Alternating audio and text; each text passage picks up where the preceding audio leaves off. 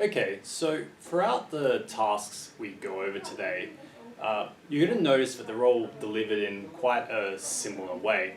And this methodology we're going to be using in delivering these tasks is known as discrete trial training.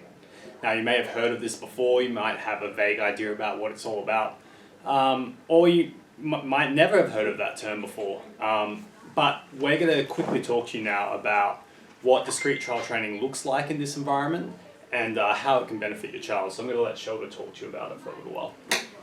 Okay, so what discrete trial training is about essentially is just breaking a task down to the steps or the components that make the task up and teaching each step individually, so every step of the way the child is going to have success at doing, performing the task.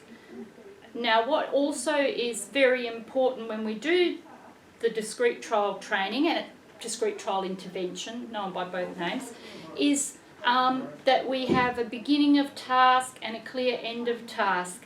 The end of task will either usually be the child gets it correct, or the child doesn't respond or doesn't quite know what it's doing. At that point, we represent the task and start everything very clearly. The whole point about this is giving the children clarity around what they need to do and what you're expecting from them. So we don't want to sort of get something murky and then go jettisoning down something where we're, prompting and whatevering and stuff all in the middle. We want the child to be very clear when it gets the task correct. So essentially, what would happen? I'll just have these little green truck and a little yellow car.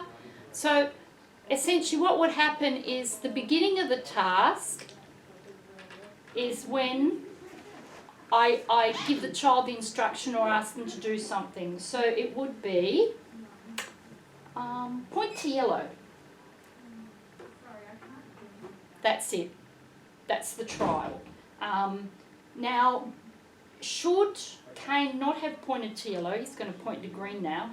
When I go point to yellow, and he points to green, if I was doing this very correctly, I would tell him that he hadn't gotten it right, so I would be like, no, try again, and I would actually represent it. I wouldn't try and when he was there go, oh no, that's the yellow one, that's the whatever, and fiddle around.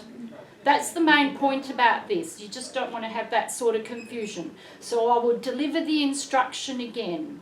I wouldn't go down the rabbit hole of trying to correct it because we don't know that he's going to get the information out of this that we needed him to. And that's pretty much it.